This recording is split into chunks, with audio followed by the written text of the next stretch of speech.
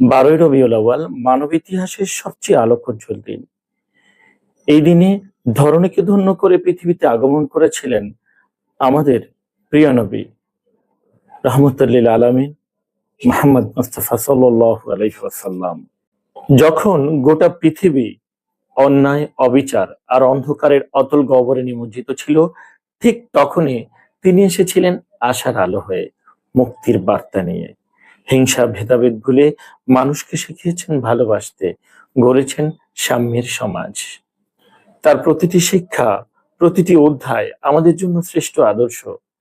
তিনি শিখিয়েছেন শত্রুকে ক্ষমা করতে, অসহায়কে বুকে টেনে নিতে এবং সত্যের পথে অবিচল থাকতে। আসুন শুধু উদযাপন নয়, আমাদের দৈনন্দিন জীবনেও প্রিয় নবীর সুন্নাহ ও আদর্শকে ধারণ করি, ছড়িয়ে দেই শান্তি ও সম্প্রীতির বাণী। সবাইকে ঈদ মিলাদুন নবীর আন্তরিক শুভেচ্ছা।